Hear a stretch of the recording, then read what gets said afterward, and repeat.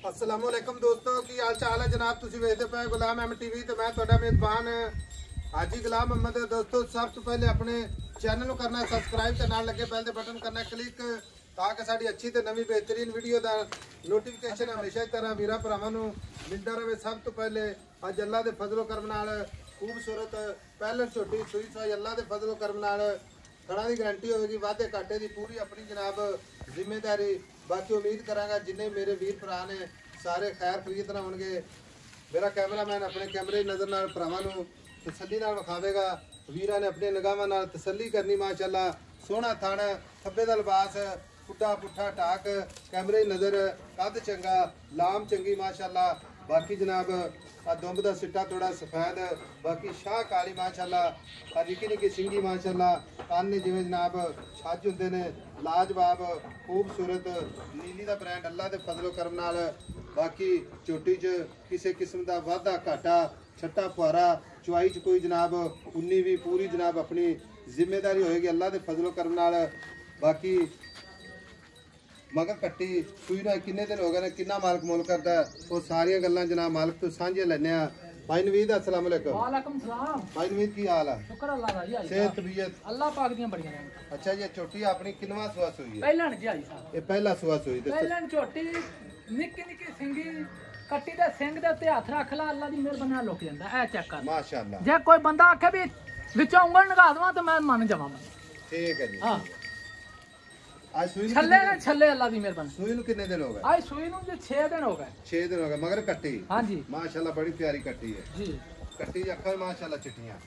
हाजी साहब नस्ली मैयां ने अल्लाह दे हुक्म नाल दरिया दे विचों जेड़ा दोस्त भी आखे मैं बिल्कुल गारंटी दांगा दरिया दे विचों मैयां आईयां। अच्छा ये नहीं कोई नथू फतू मैयां नहीं आ मैयां वेखण लायक ने।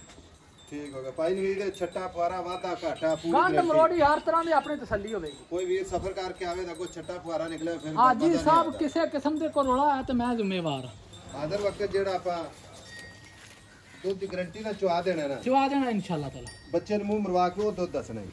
हाजी साहब 12 लीटर दूध दे 12 लीटर आदर मौके ते कर गई इंशाल्लाह ताला। हाजी साहब गल्ला ना नहीं का बिल्कुल 12 लीटर।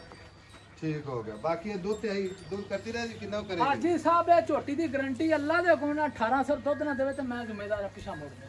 ठीक हो गया। बंदा जी जींदा होवे मगर साईं सांभण वाला होवे हाथ रखने वाला होवे हाथ रखण वाला होवे। बाकी पूरी माशाल्लाह चमड़ी जिवें रेशम दा कपड़ा हुंदा जी इंशाल्लाह ताला। आज नवीद चोटियां बेचनी ठीक है।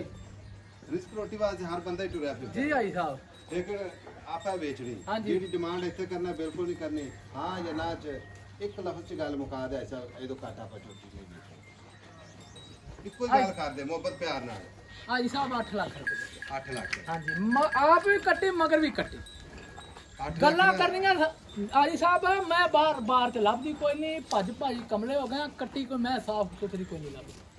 8 लाख मोल भी बहुत है ना। हाजी साहब शह भी चंगी है शायद चंगी हर बंदे चंगी शायद शनाख्त हाजी करता है। साहब मालक तो साढ़े को 11 लाख रुपया मंगदे अच्छा। जिथों मैं लई है 10 लाख तो थल्ले उन्हें आखा मैं बेचनी कोई नहीं। प्यार मोहब्बत कर मोहब्बत वाला रेट कर। हाजी साहब 8 लाख जेड़ा प्यार मोहब्बत करना है ना तुसी इंज करो 20000 रुपया ना दियो 7 लाख ते 80,000 दी। 7 लाख 80,000 कोई वीर भरा मौके ते आ जावे चल के अपना मेहमान बन के कोई कदर लिहाज कर लेवे बिल्कुल बिल्कुल हाजी साहब मुफ्त होगी। ठीक हो गया। लो जी 7 लाख 80,000 मोहब्बत प्यार इंशाल्लाह भरावां दे नाल। बाकी नंबर अपना 0348 067 84 68 5 दिन टोर मारो। अब कैमरामैन से कट्टी दिखाया जी। बाकी जानवर अल्लाह दे फजल करम नाल पूरा माशाल्लाह 21 छोटी किसी पासों जनाब कोई वीर अल्लाह दे फजल नाल कट्टेगा नहीं माशाल्लाह।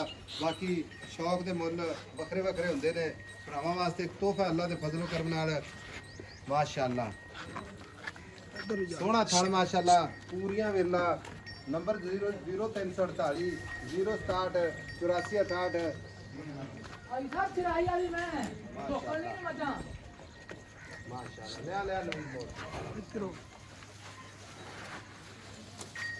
मिलाए जनाब एक अच्छी ते नवी वीडियो दे नाल। अल्लाह निगहबान पाकिस्तान जिंदाबाद।